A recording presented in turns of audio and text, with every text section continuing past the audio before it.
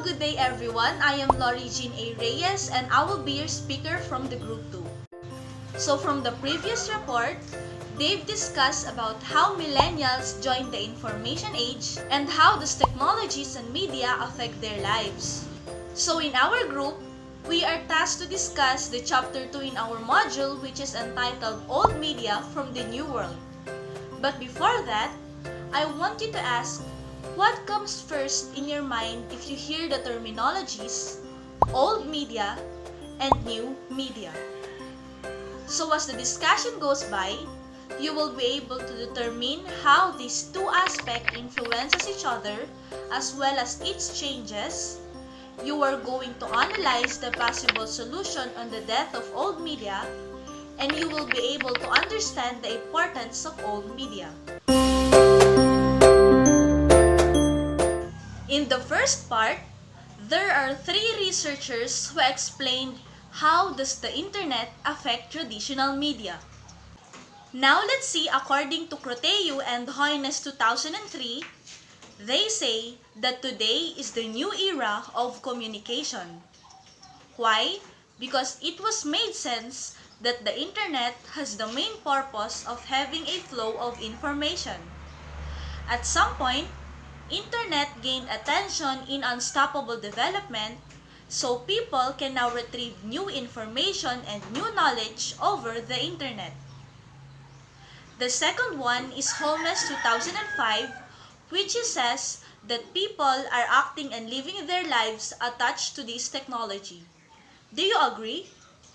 Because in our generation, if we want to explore new dishes, we have the internet. If we don't understand the lesson, we still have the internet.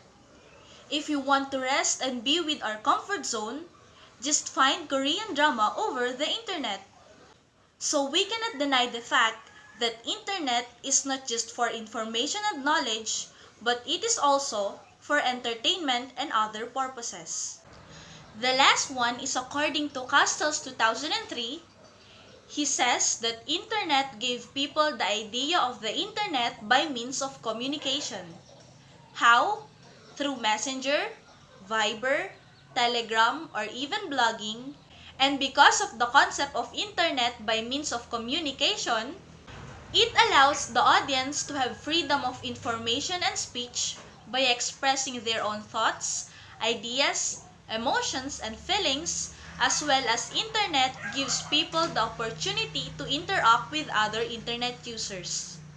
However, starting from the invention of the internet, sad to say that old media began to lose and fade its audiences.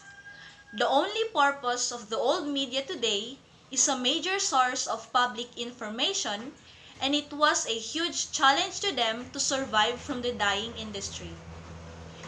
And this answers the question from the introduction, how does the internet affect traditional media?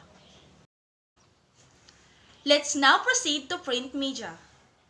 Print media is the oldest, basic, and traditional way of spreading out news and information by the form of printed materials. In early years, before printing material were invented, people used to handwrite all information. But print media are not just for news and magazine. It also holds a massive area of media including important letters, mails, yellow pages, direct mail, and outdoor advertising.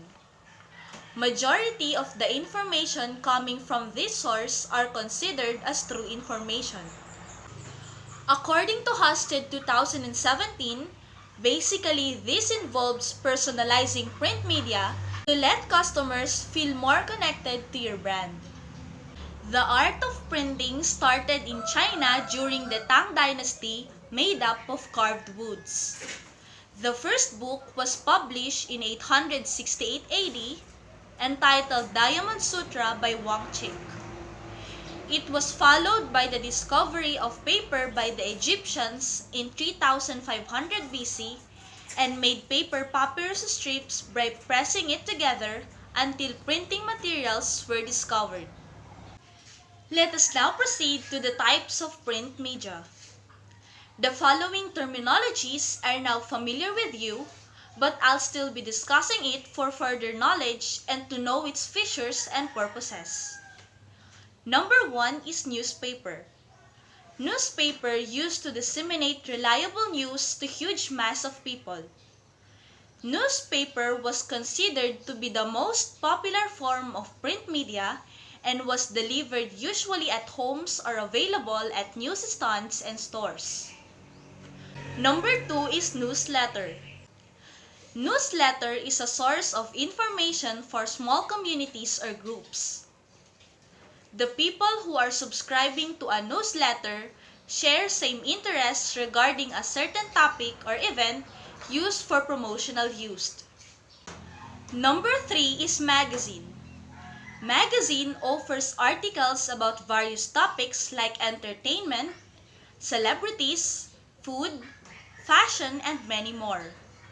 Unlike newspapers that are published every day, magazines are published monthly, quarterly, or annually. Also, magazines have a larger scope because some titles are circulating around the world.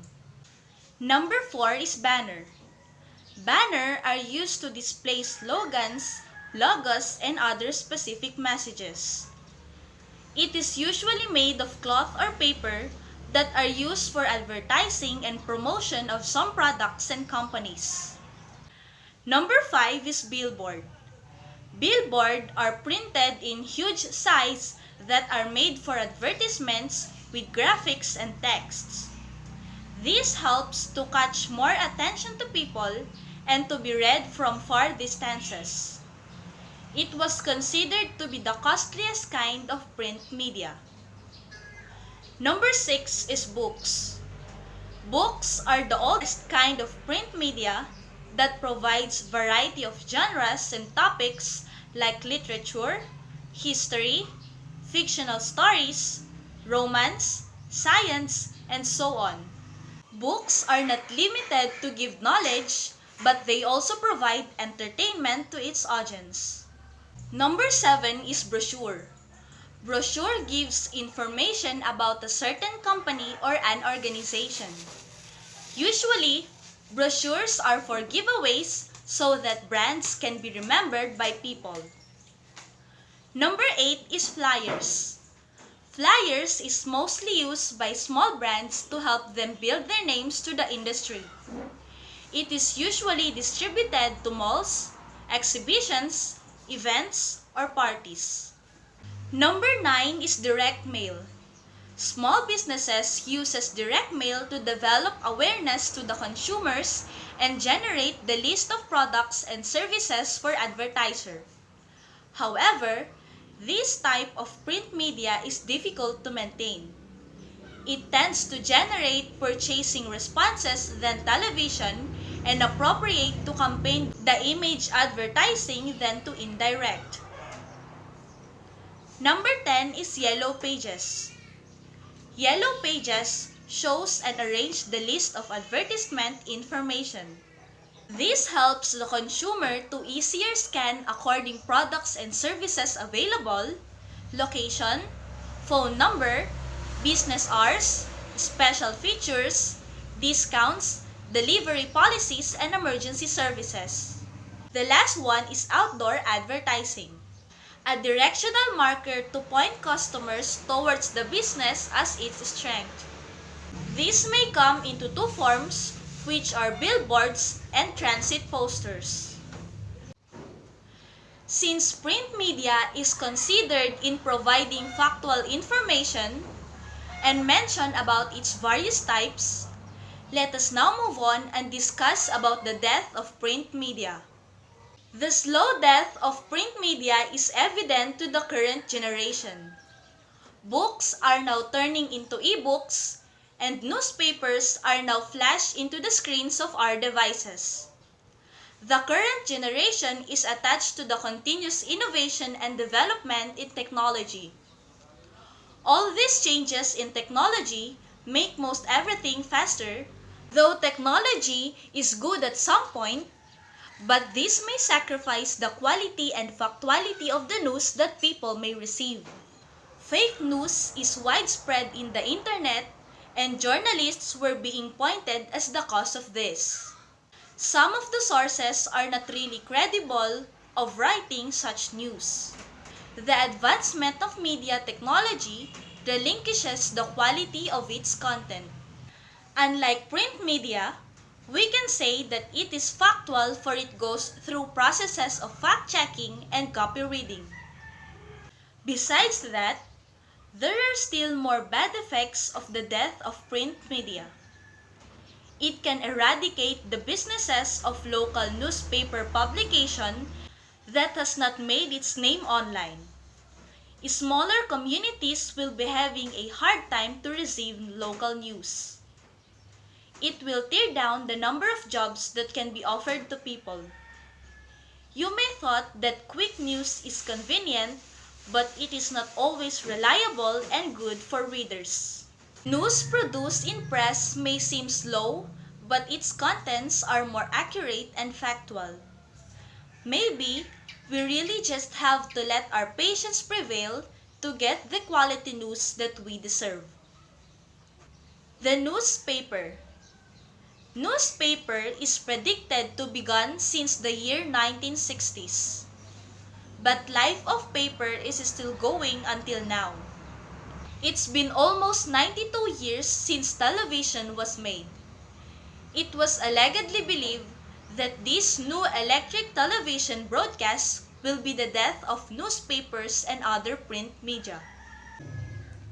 But in the current situation, world has the internet and technology that could made end the print media.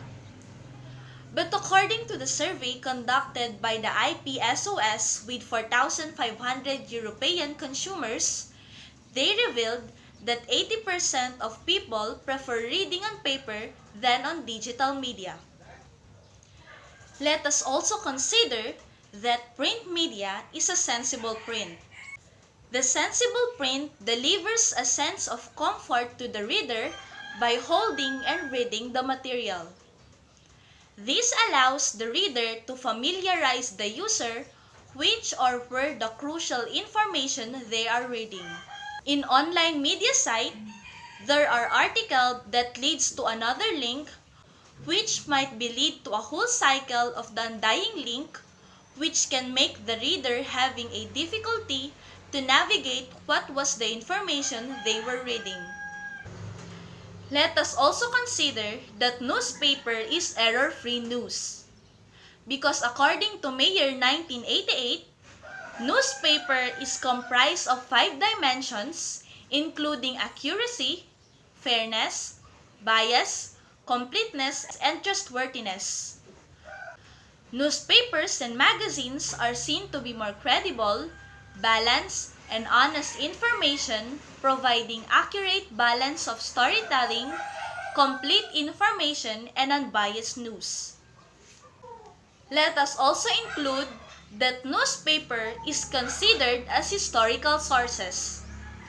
Books, journal, newspapers, and other printed materials when get aged is a big part of history. Most historians use books and newspapers as they utilize source to track, solve, and reveal history. The presence of print media is not just source of information, but it also reflects the periods of time and provides a glimpse from the past. The last one is importance of print media to the marketing industry. One of the leading beneficiaries of print media is the marketing industry because it offers tangible, credible, and more engaging to the customers. Public posters and flyers are more convincing, plus it gives the comfort to the users. Printed materials engage more the customer and lead them to scan and understand more about the offered product. The effect of print media to the marketing industry is definitely important. As the new era of communication media emerges, the traditional media is facing its slow death. Though this traditional way of disseminating information is slowly dying, The companies of these media are finding new ways to adapt the changes and innovation in technology. With the emergence of internet, people can now share their own thoughts and feelings too. This freedom given to the people leads to the spreading of news that are not really reliable and factual. That is why some people are still relying on the traditional newspapers, televisions, or radios. These traditional media produce news that are fact-checked and they assure that they disseminate factual news. Unlike the fake news in social media, some are based on opinions or worse, based on nothing just to lead the people to other belief. And this ends for the part 1 of old media in the new world.